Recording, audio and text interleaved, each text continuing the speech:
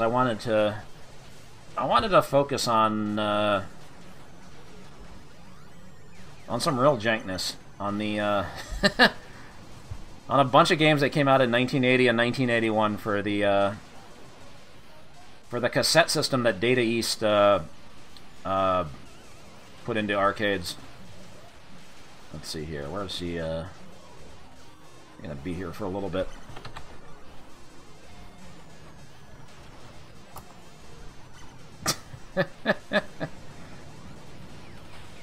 That's how you sell it with a bunny girl. What the fuck is the DECO Kid, though? What is the DECO Kid?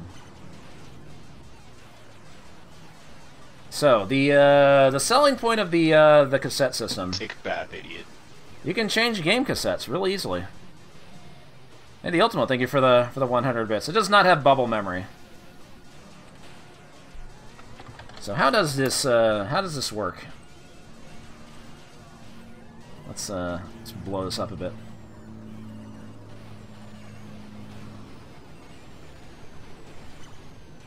High returns assured. You can be sure of top returns. Now keeping up with the winning games is simple and cheap.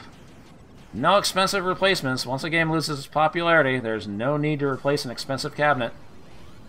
So this is the whole thing.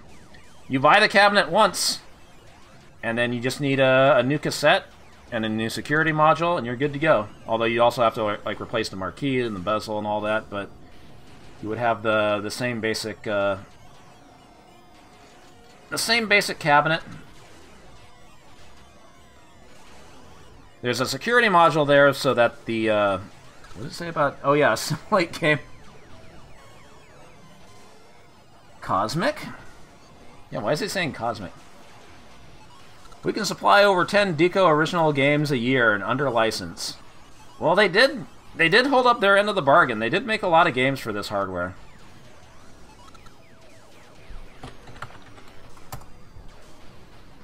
They did make a lot. A new epoch's come to video games. So when you think about it, this was actually like the first arcade system that was like that had like interchangeable not cartridges but cassettes. But the whole thing was it had to write the contents of the cassette into video RAM. So it takes like 5 minutes to like write everything off the cassette into the video or into the RAM, and then it stays. It doesn't have to read again from the cassette until you power it off and power it on. Also, there's that Ninja game has still not been dumped. It doesn't look as good as what the title screen makes it look, but and Missile Splinter, I think, didn't get released. So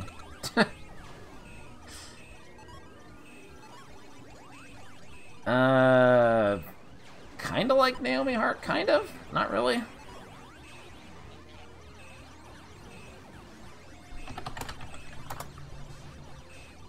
Oh, we got more stuff.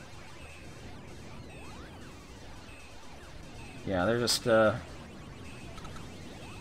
change game cassette simply like this.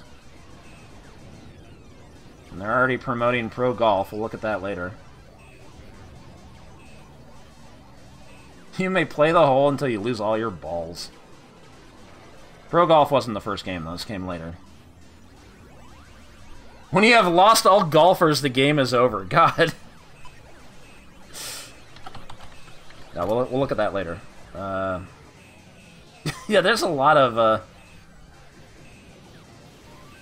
promotional stuff here. The master's PC board contains a random access memory. The micro cassette tape activates those elements of the master PC board that are necessary to produce a particular game on that tape. And the key module is a security device that is programmed for certain areas of the world. So Data East promises that this is going to be the future of arcade gaming. Easy for operators. Less overhead. All that good stuff. Got jump scared. Yeah, this is all the same stuff. The many dip switch options allow you to program your game for any kind of site. I love dip switches. But yeah, this is all just repeating the same stuff.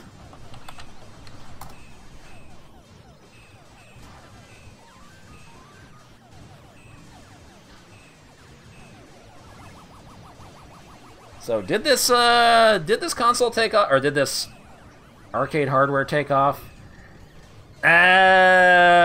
Apparently it did better in Japan, but the rest of the world it was kind of a tough sell.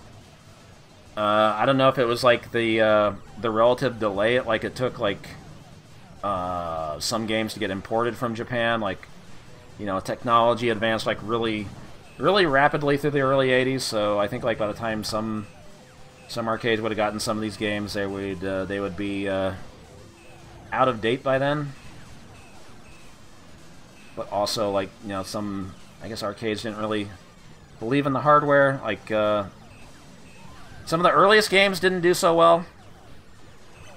I mean, we're not going to look at the mega hits. Like Lock and Chase did okay. Bump and Jump / Burn and Rubber was a big one. And of course, Burger Time ended up being the big one, and that one actually got distributed by Midway as like an actual PCB. And apparently that pissed off some arcade operators that they just sold some of the games as like their own PCBs. I was like, man, you made us buy the cassette system and you're just selling PCBs of the big games instead of the cassettes. But also the big problem was, you know, because these cassettes, like, they kind of broke down easily.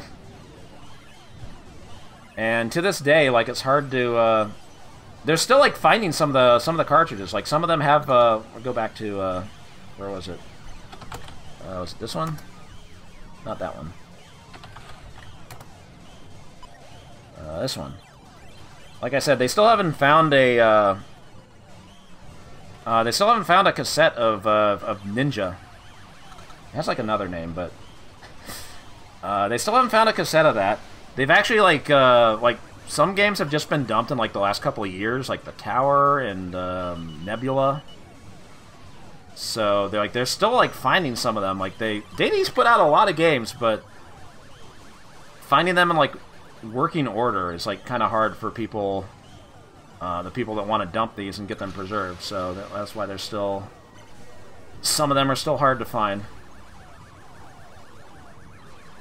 So this is going to be really confusing because I think we're just going to, like, put 3 games in as one, because all 3 of these games are very similar, it turns out.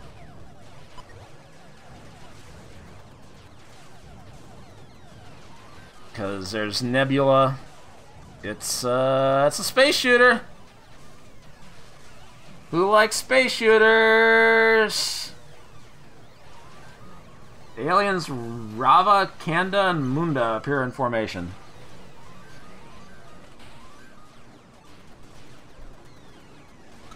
That's right, we're playing a space shooter. We're playing Nebula. Who's hype? Oh, this didn't... Yeah, this didn't get dumped until, like, oh, like a few months ago, I think. Something like that. So here we go. Every time you start one of these up, you gotta wait for like 3, 4, or 5 minutes. We're gonna speed it up.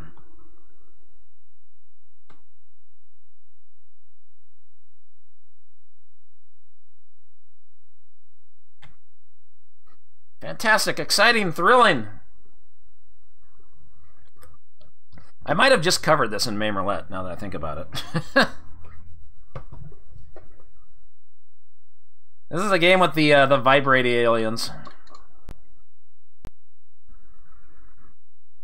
Good demo. Is this the one that says the it has that message in the attract mode?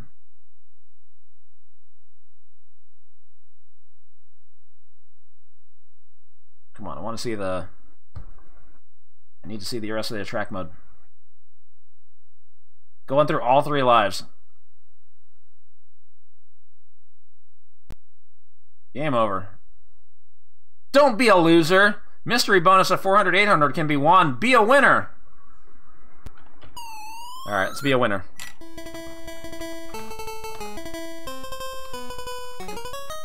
Man, I love it when arcade cabinets call me a loser. That's gonna motivate me to put in a quarter to play. Or a 100 yen coin. Anyway, I fucking hate the vibrating going on here.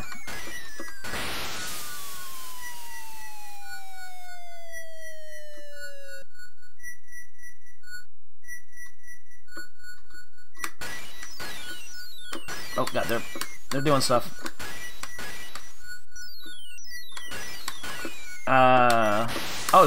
Oh, those enemies take like multiple hits, right?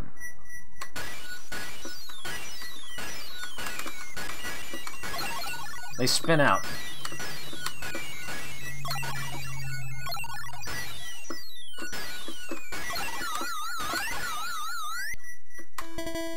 Ready, let's go next pattern.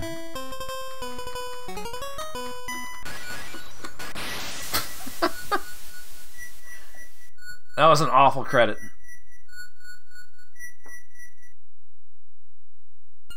I'm a loser. That's not right, I'm first place. So they reskinned this game a couple times. Shocker, I know. I don't remember if I had a flyer for this one. So I think we're just gonna count these all as one game.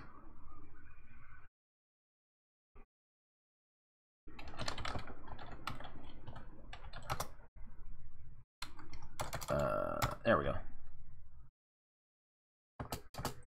So it got repackaged as Highway Chase. I know I covered this in Main Roulette.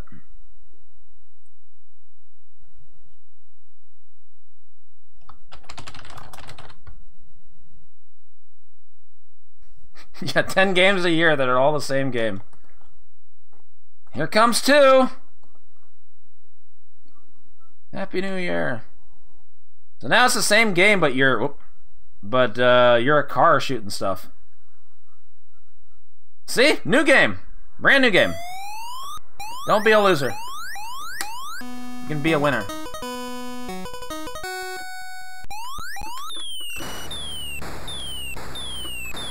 Can't see my bullets.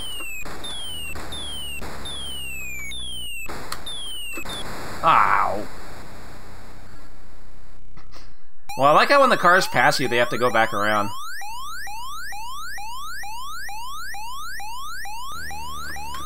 Oh, for fuck's sake. Really? You made this worse somehow? Dragon Spirit?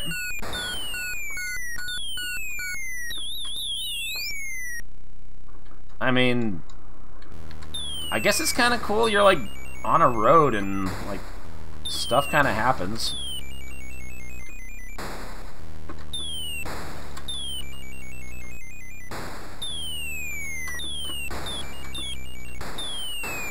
I don't know why.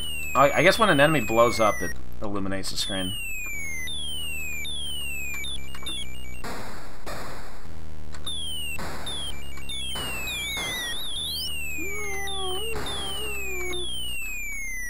I mean, it's easier to see stuff on the blue background here compared to that star background.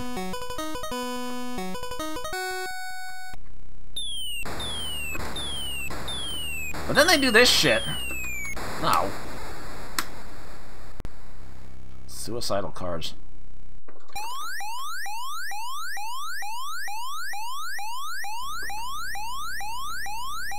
I don't know why that takes so long. I like how when you're in like the very center of the screen, like you can't see your bullets. Oh.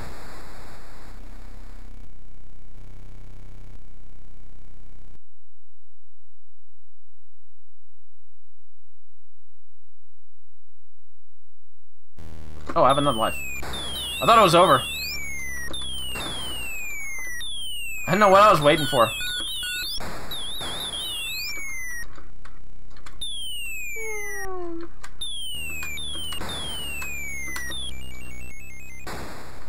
So both games have these like enemies that like you have to hit them twice, or like hit them once and then they spin out.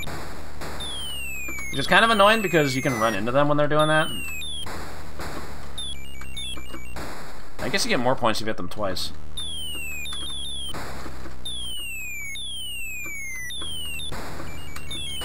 If you can.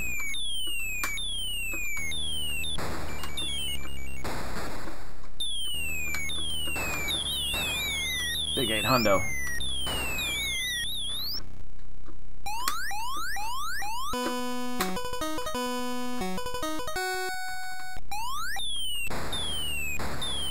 I mean, it's definitely, I guess it's kind of an improvement over Nebula, because it's something different. The way the road is, like, changing and stuff.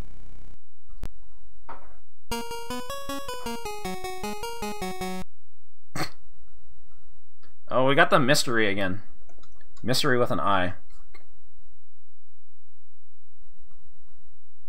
So they repackaged this one more time. As, well, the flyer does a better job of selling this than I could. Mad Alien. She ain't wearing no top.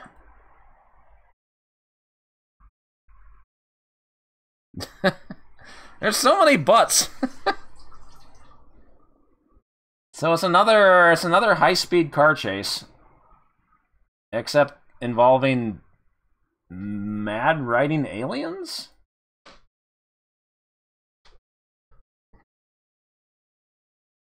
Obstacle cars will swerve in front of you.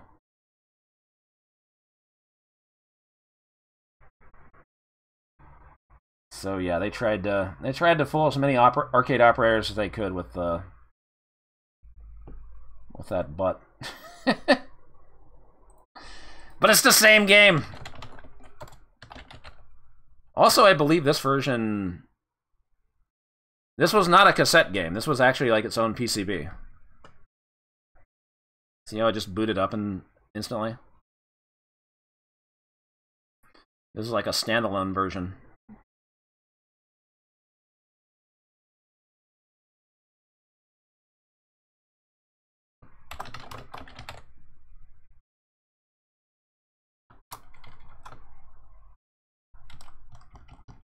Don't be a loser.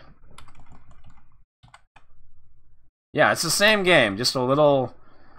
they changed the background a bit.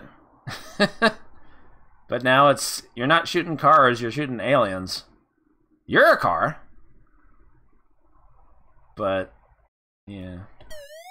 Casino. Vegas.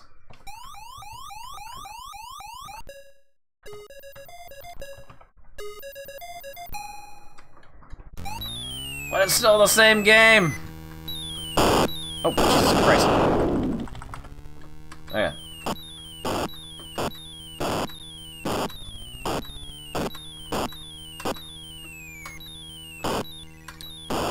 Still got enemies spinning out. Shoot tire! Nice. Nyam. Oh god. That one enemy was lit up, but the others weren't.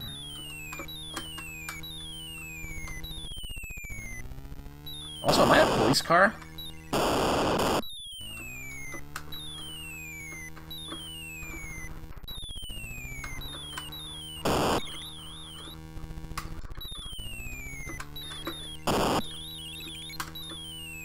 So I guess all these games like did this thing where, you know, you destroy the formation and then like you just have enemies falling here in like regular enemies. But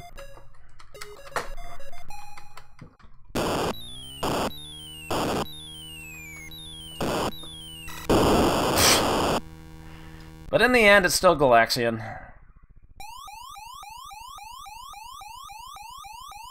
Galaxian with 3 different coats of paint. I definitely think it works better as a car game than another damn space shooter.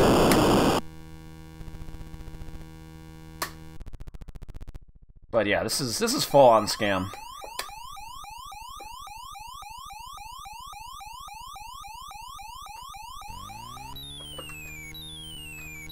know what I was waiting for.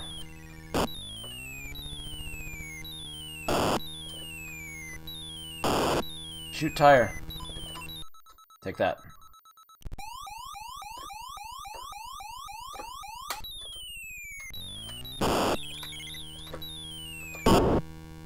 That hit me?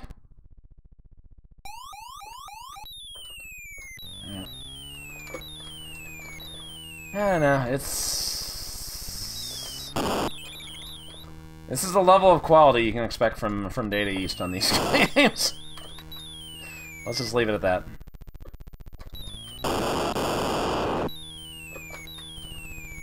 Yeah, some of the cars are bongo colored.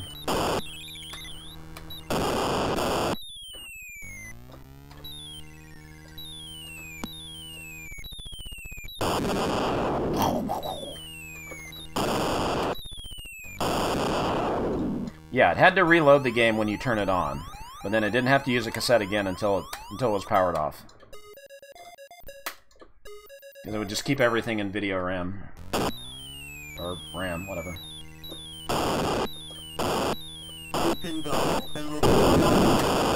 Data East, we're always innovating. While other companies might aim to make one good 5-bongo game, we've developed a new solution that allows us to make 5 1-bongo games. Data East, we'll cassette you up for failure. Bye now. Thank you, Data East, for the 420.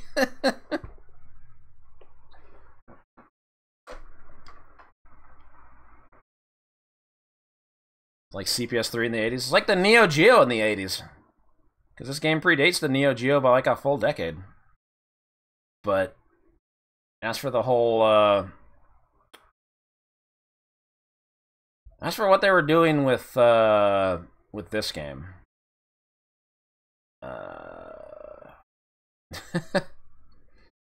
Operators embrace this idea? I'm not so sure about that. Because, yeah, like the Japanese operators kind of embraced it. But it feels like everywhere outside of Japan, these games weren't seen very often. Don't be a loser, be a winner. They didn't even change that message.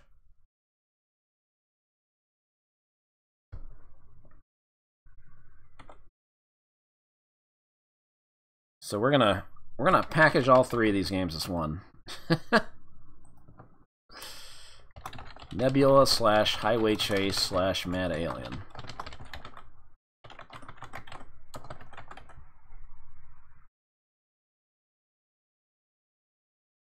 If they're gonna reuse the code, I'm gonna reuse them all for one poll. That makes sense, right?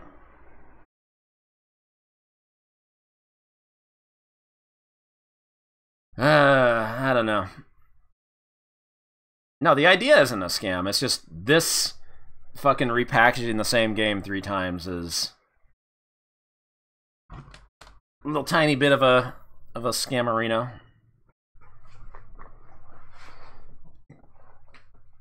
No, a lot of votes for 2.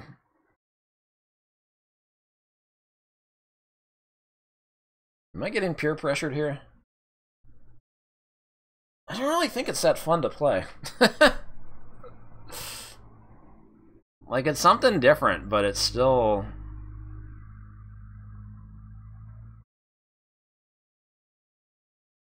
Two of those are just Galaxian with a car. And still not as good as Galaxian.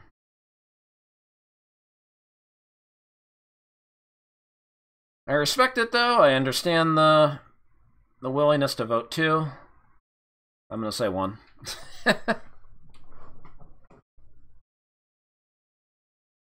I'm being very contrarian tonight. I got a mind of my own. I guess that's good. We don't have to agree on everything. I don't want there to be too much BBH influence. All right, so let's get away from that space.